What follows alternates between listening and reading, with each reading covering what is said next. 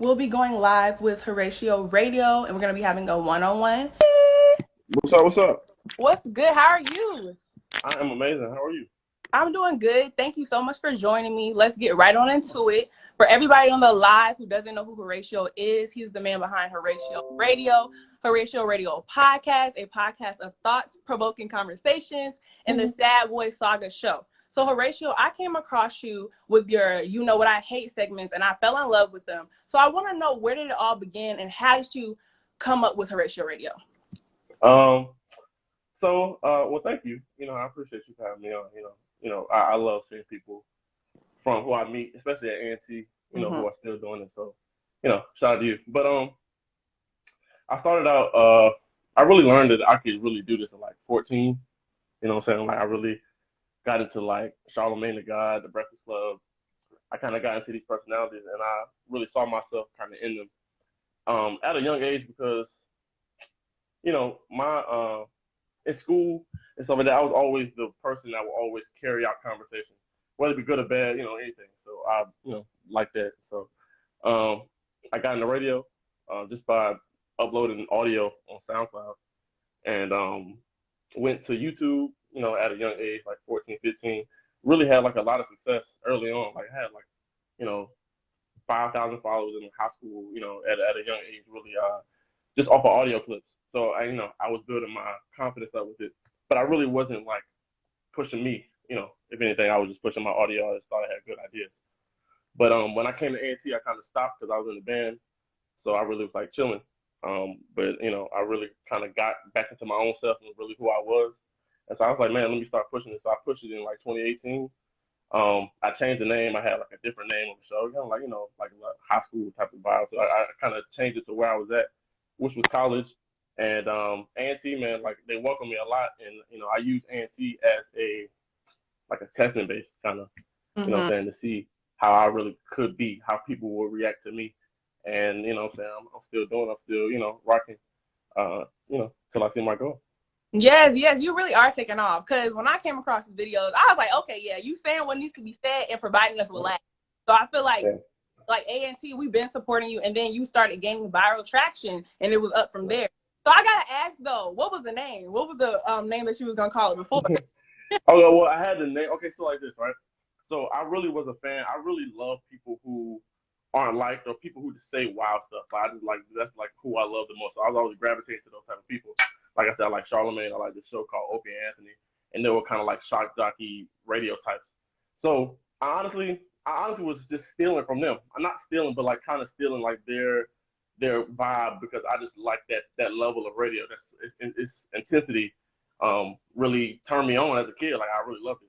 So so I called it the Let Me Hate Show because I was kind of using that kind of vibe because I thought like shock jocks needed that kind of like, oh, I hate this, oh whatever.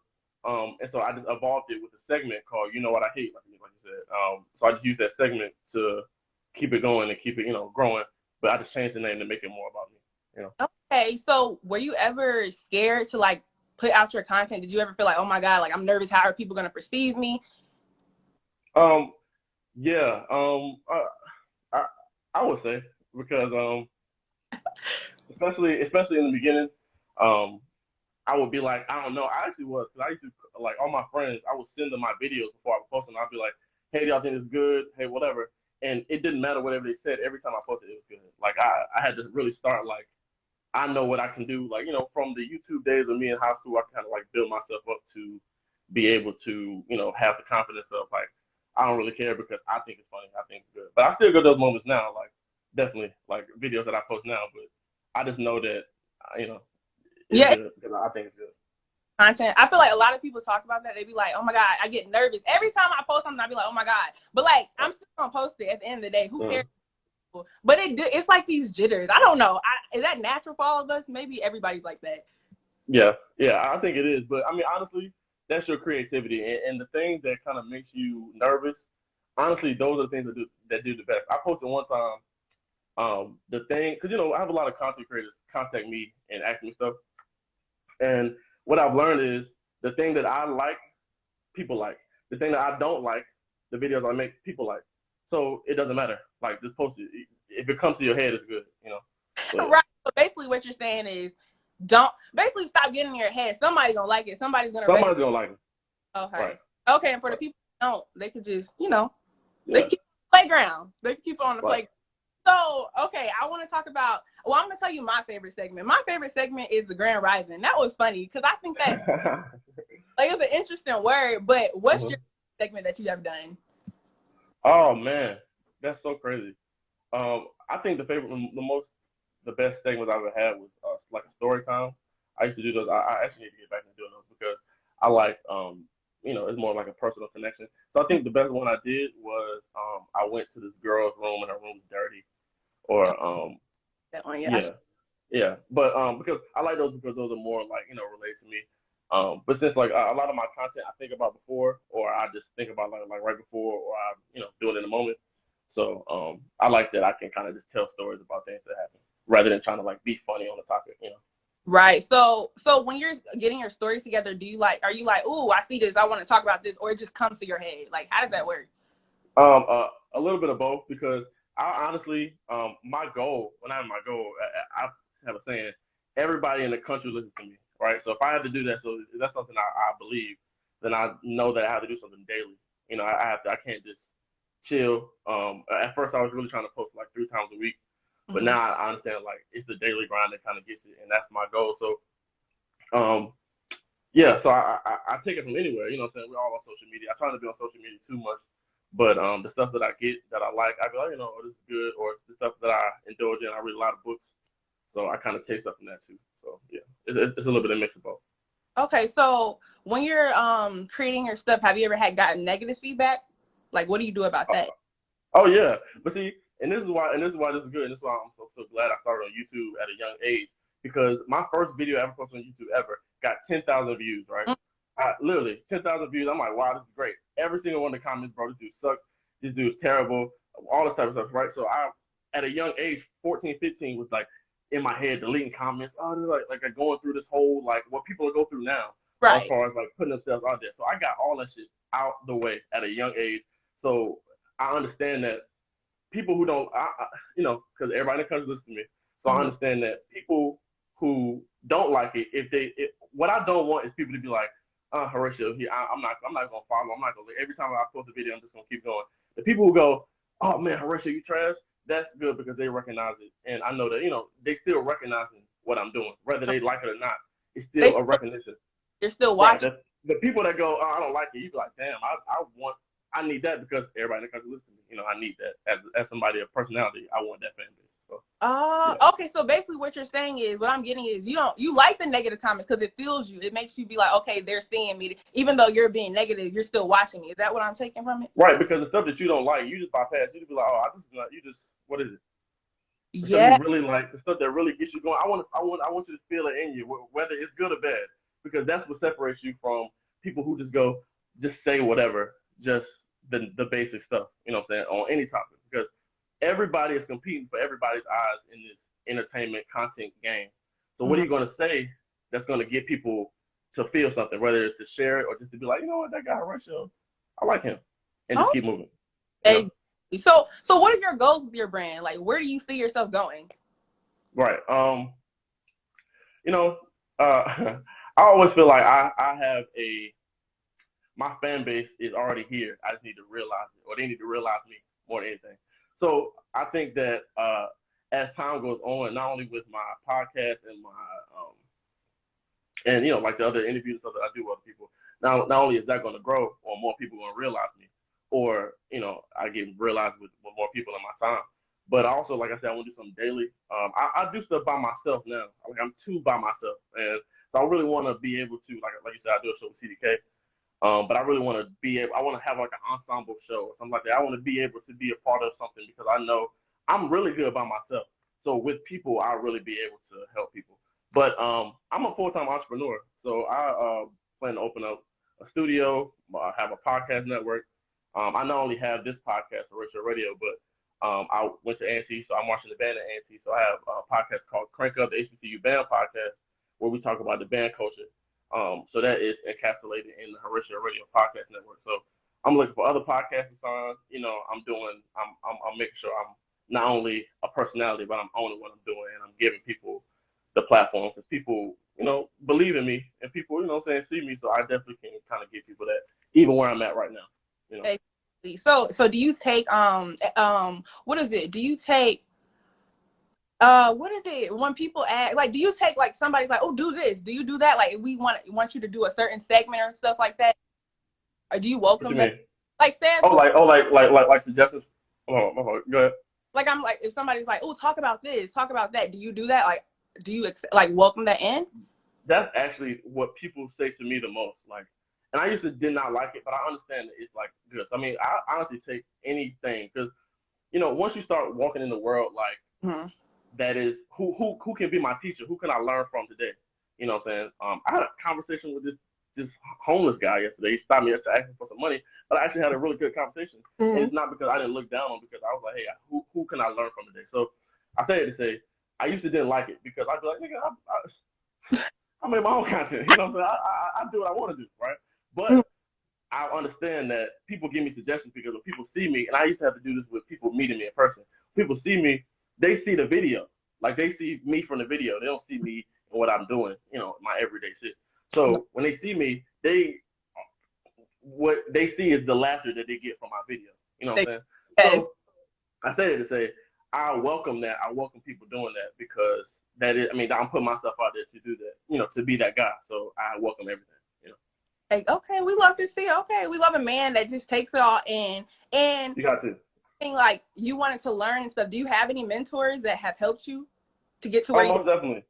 Most definitely. I have a mentor named Dave Anderson. He really worked for Ricky Smiley. It was somebody again who I was attracted to. He was his producer. Worked with Charlemagne. He works with a lot of people in the industry. Not only is my business a mentor as well, but I always say when the student is ready, the teacher will appear. So I've been able to get people who look onto me and find my channel and find my stuff and really have been like, hey, I see you going this way. Give me some advice. But yeah, so like I really listen to a lot of people who I don't know, but I feel like they are my mentors as well. Just because of how much I immerse myself in like self building up, good stuff for your mind and stuff like that. So yeah, I have a specific mentor that's in the field, but I definitely surround and immerse myself in a lot of people who really give me good game on a day-to-day basis. And how would you give people advice if they're like looking for mentors? Do you go to them, or you feel like they found you, or how do you network? Because I know a lot of times people feel like that's hard to get that village of people to support them and mentor them. Definitely. I feel like if you see somebody that you like, definitely reach out to them. I DM 20 people a day, and that's just the minimum. And it's like, but see, that's what I'm saying. That's me on my life, but that's more like networking, But mentoring, if you see somebody that you like, that you, is in your field, make a study of that person, one, and then reach out and be like, hey, I see what you're doing. I'm a young person. I've gotten so many opportunities just by action. Like literally, people want to help you, but you got to really put yourself out there. But in a way, I saw them to do it. You know what I'm saying? Like that's how they were attracted to me. But as far as networking, I DM people every day, at least 20 people. I DM more than I go through different accounts, people who are doing it in the industry, and you don't know how many connections I have with people. I went to a music festival not too long ago, had a QR code, people scanning it. Like I do stuff like that because. So QR code, you make a QR code for people to scan?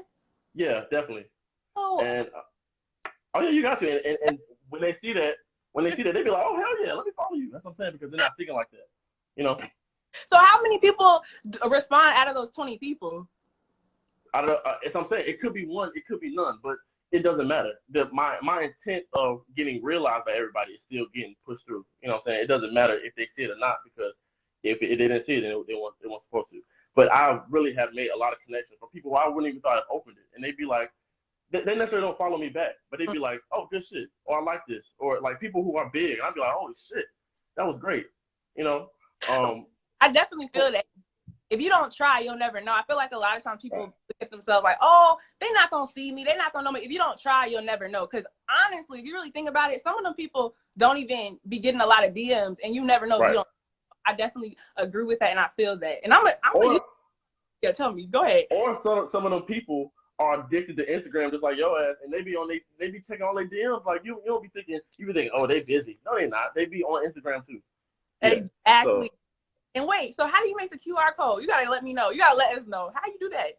oh, it's easy. Look, go on the app, type in. You can put in a link. They'll make it. I had it on my phone, but then you can print it out, and people just go around scanning. You be like, hey man, pitch, elevator pitch. Hey, I'm a professional podcaster. I go number one HBCU podcast. I want to do scan this code. Take it to my Instagram. I got like 200 people to follow me by doing that. All right, these are not even. Are these like people These are just random people like me. Like, say you see me, like, hey, follow me. Da da da da. That's what you're doing. Oh, this is when I was at a music festival. I was backstage. I was really like networking with people. But you can do that at school. Like people who are listening to this too. If you're in college, utilize your network. Like the reason why she's interviewing me is because we met through college. I knew who she was so she is now putting herself in with somebody who is going to be realized by everybody in the country. See, you use your network to get where you want to, like you use your space wherever you at to get recognized so that people can see. Like a lot of people ask me in college who are in college and they go, hey, how can I get people on campus to realize my podcast? How can I get more fans or whatever? I'm like, bro, go around and talk to the people that are around you. Like literally, these people can be your fans. Only your fans will realize that you're good and, see you for who you are. So yeah, I've had a lot of people just from college, just by, putting myself out there. I've got a lot of people just to realize who I am and what I do. Exactly. And you just helped somebody. They said she's I'm sorry, I don't know how to pronounce it, but he said I was trying to get my Instagram or print it out, but could not figure that out. So you definitely helped us. I'm gonna do that. Exactly. Go ahead and network. And were you networking at HipHopDX? I think I saw you at the music Rolling Loud. Was that what you said? Yeah. You gotta tell us about that HipHopDX and. Okay, look, so look, I got, and this is why you network. Okay. CDK, who I love, I met in the band. He worked for HipHopDX. He worked for Warner Music Group, and they had an opening, and he recommended for the opening. Wow. I'm great, and they recognized, oh, great, this guy works. Everybody works. So he got me that opening. And what I've learned is, honestly, and I'm gonna keep it hot, this company is a white-owned company that does hip hop, right? Mm-hmm. So I need to use this company as somebody with a smaller fan base than them. I need to use this company to again get realized by everybody. So yes, I love this collaboration that I'm doing with HipHopDX as a voiceover or interviewer. With them because they are a bigger company and I am the talent. I am the person that's going to use this big entity to be realized by everybody. So yeah, it's really good because I've been able to look credible. I've been able to go to not Rolling Loud, but this music festival and like a lot of stuff and be like, oh yeah, this guy, he works for this media company, but then I can show who I am through this media company. Like, I love him, but it's not mine. I don't own it. So yeah, it's been really good. And also what I've learned too about these celebrities, they're really lame. Like you can really no, for real, like we be thinking, because the only time we see celebrities is when it's a big moment or hopefully you walk them, see them, like they go past you fast, in a way. It's never like you're chilling. I was chilling with these people and they really like lame. So that makes you give it.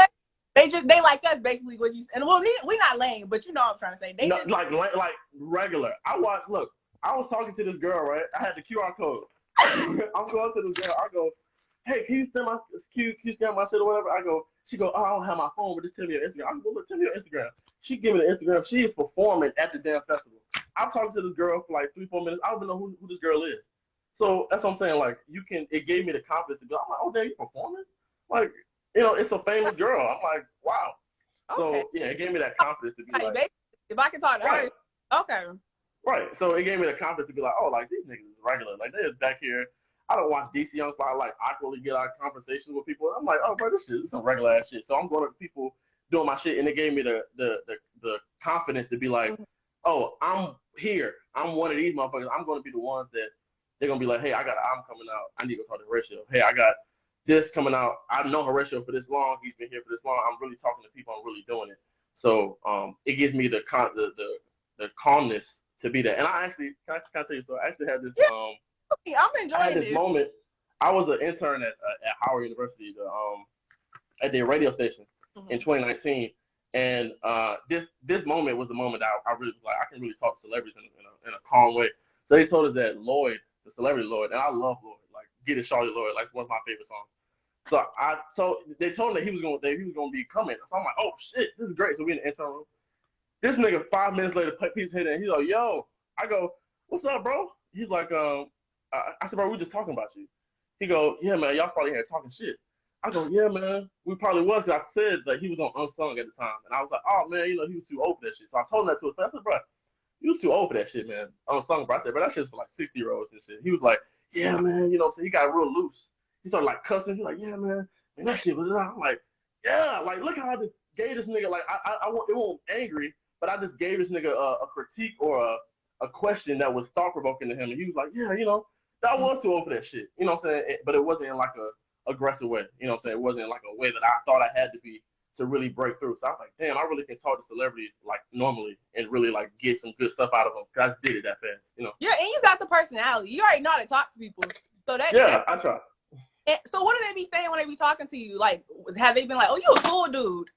Yeah, I be trying. Yes, but I be trying to get in and get out because these niggas they got hella shit going on. Yeah. But so that's how I've been doing it. But yeah, I really got a lot of like feedback, good feedback. Like I said, people following me, all this type of stuff, just because I've been able to strike up a conversation and really like look at people out there. Hey man, what I'm saying, I'm that guy. What I'm saying, fuck with me. So yeah. You better know it. So who was your favorite celebrity that you talked to? Holy shit. Okay, Rest in peace, Young Dolph. Right. So 2 weeks ago, not 2 weeks ago, a month ago, Young Dolph was at this event, and so I'm over there. I'm guess I'm looking like staff. I'm not staff. I'm media, but I look like staff because who the fuck is this guy with his damn face on the shit? So I'm just sitting there, right? Young Dolph taps me on the shoulder, goes, "Hey man, where is Crime Mob's trailer?" Right? Now it's a bunch of niggas. He's with a bunch of niggas, but he walks over and taps. Well, he taps me, but he's talking to us, the people that's over there. Okay. I go, hey man, it's right over there, whatever, right? I just thought it was cool how he just walked over there by himself. He didn't have a whole bunch of security, which, what I'm saying, rest in peace. But I think, right now I've been thinking about that moment because I'm like, damn, I just made it through 2 weeks ago or a month ago or whatever, and he just passed away. So I will use that right now, but the Lord shit definitely. And oh man, I don't know. I have so many people to talk to. One of my favorite podcasts ever is the Read podcast. That was my like first big interview. It's a podcast with Kid Fury and Crystal, and that was great because I really got to see I can really interview people. It was after they did a live show in Washington D.C.